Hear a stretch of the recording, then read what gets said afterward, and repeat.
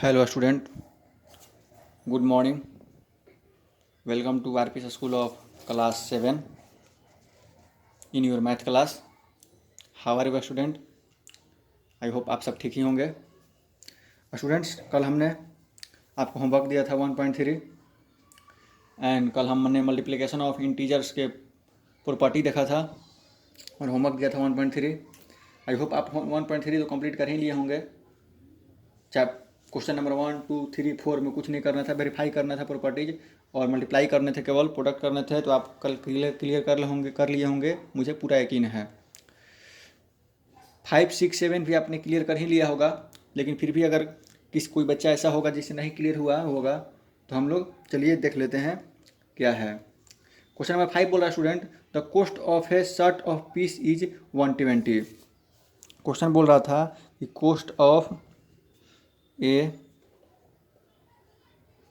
1 piece shirt, एक piece shirt का दाम जो है रुपये 120। 1 पीस शर्ट का दाम कितना है? 120 रुपया, 120। And cost of 1 piece pant, 1 piece pant का जो प्राइस है स्टूडेंट्स 150 रुपया। समझ में आ गया? देन क्या बोल रहा है question, what is the cost of 8 pair of shirt and pant.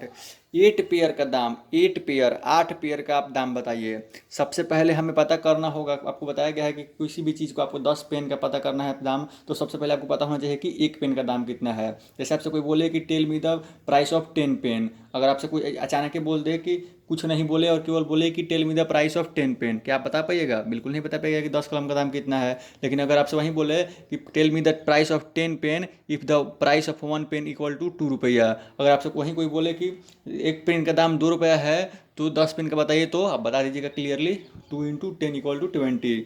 तो कैसे बता पाएँ आप कि आपको कितने पेन चाहिए, उसमें उस संख्या में एक पेन के मूल्य से मल्टीप्लाई किए हैं। तो हमें 8 पेयर का दाम बताना है, तो सबसे पहले पता करना होगा कि एक पेयर का दाम कितना है। तो cost of 1 pair equal to, एक पेयर का दाम हो जाएगा स्टूडेंट 120, 1 शर्ट और पैंट का दाम हो जाएगा एक पेयर में 270 रुपया। समझ में आ गया? 270। तो उसी प्रकार हमारा 8 पेयर का दाम कितना हो जाएगा? 8 इंटू 270 इक्वल टू, मल्टीप्लाई करने के बाद जो भी आंसर आएगा वो हमारा आंसर हो जाएगा। ठीक है, समझ में आ गया? आई होप 2160 रुपये आएगा। ठीक है, चलिए क्वेश्चन नंबर 6 देखते हैं।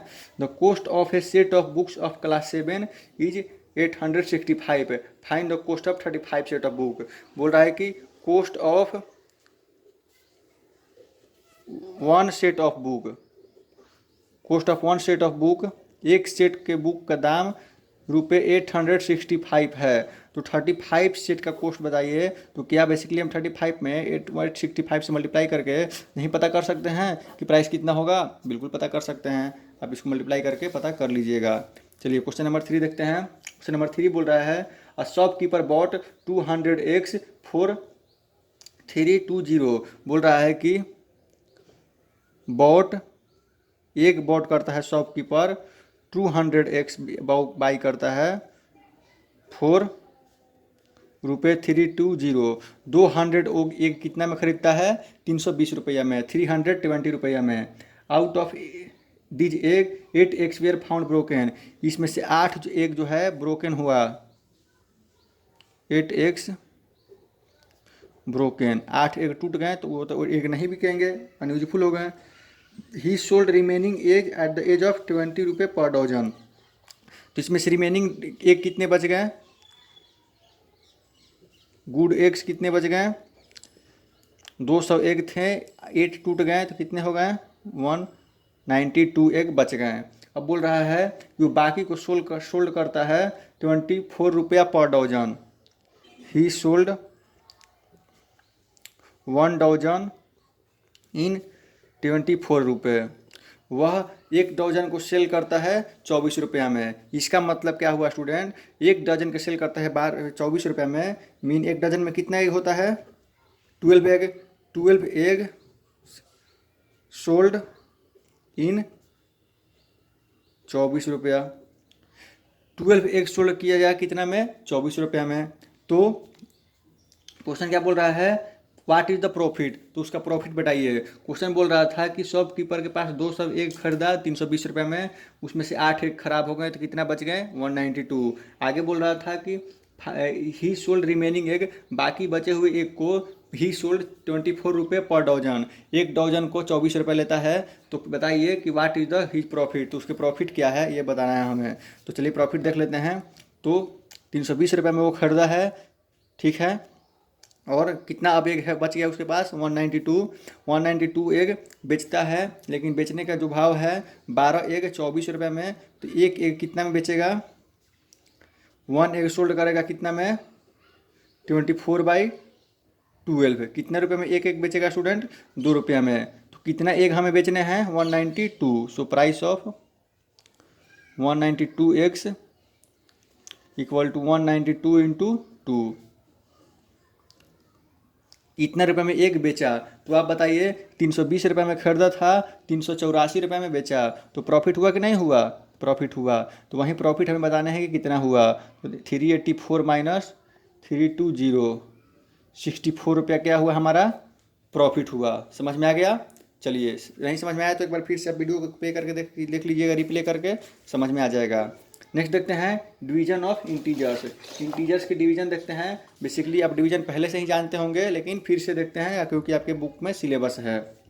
डिवीजन में स्टूडेंट देखते हैं, जैसे दो इंटीजर है यहाँ पे 49 और 7, इसके डिवीजन करेंगे तो हम क्या करेंगे, 7 से डिवाइड करेंगे 49 को तो क्या होगा, 7 होगा, ठीक है। अगेन दूसरा बार -49 को 7 से डिवाइड करेंगे तो क्या होगा, क्या होगा रिजल्ट, -7 होगा। क्यों, क्योंकि यहाँ पे माइनस है, यहाँ पे प्लस है, तो प्लस में माइनस डिवाइड करेंगे तो क्या होगा, माइनस आएगा।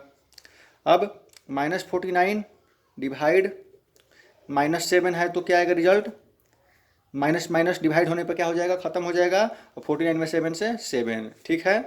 49 डिवाइड -7, तो यहाँ पे क्या रिजल्ट आएगा, अगेन यहाँ पे भी रिजल्ट आएगा -7। स्टूडेंट ये चारों बातों के आप समझ गए तो सब कुछ समझ गए। अगर दोनों में प्लस हो तो रिजल्ट प्लस, अगर एक में माइनस हो तो रिजल्ट माइनस, अगर दोनों में माइनस हो तो रिजल्ट प्लस, और एक में माइनस हो तो रिजल्ट माइनस, ठीक है स्टूडेंट। ठीक है, चलिए आगे बढ़ते हैं। नेक्स्ट है student properties of division of integer. Integer के डिवीजन में प्रॉपर्टी देखना है हमें। अब तक हमने देखा ऐड में, सब्ट्रैक्शन में, मल्टीप्लिकेशन में, अब किस में दिखेंगे, डिवीजन में। चलिए प्रॉपर्टी नंबर 1 है closure property. If A and B are 2 integers, अगर ए और बी दो इंटीजर हैं, then A divide B is always not integer. बोल रहा है कि अगर ए और बी दो इंटीजर हैं तो ए बाई बी भी इंटीजर हो, ए डिवाइड बी भी इंटीजर हो, ऐसा ज़रूरी नहीं होता। ये क्लोजर प्रॉपर्टी बोल रहा है। जैसे 4 एक इंटीजर है, 2 एक इंटीजर है, दोनों को डिवाइड करें तो 2 एक इंटीजर हमें मिला। नेक्स्ट 6 एक इंटीजर है, 3 एक इंटीजर है, दोनों को डिवाइड किया तो 2 मिला, 2 एक इंटीजर है। लेकिन 5 एक इंटीजर है, 2 भी एक इंटीजर है, डिवाइड करेंगे तो हमें मिलेगा 2.5, या फिर क्या मिलेगा 5/2। तो क्या एक इंटीजर है, नहीं है, क्योंकि इंटीजर तो यह है नहीं। इंटीजर तो केवल नेगेटिव नंबर, जीरो और नेचुरल नंबर के सेट को बोलते हैं। ठीक उसी प्रकार अगर ये 8 है डिवाइड 11, क्या मिलेगा हमें 8/11, क्या ये इंटीजर है, बिल्कुल नहीं है। ठीक उसी प्रकार -3/5, ये क्या हो जाएगा, -3/5, इंटीजर है, नहीं है। ठीक।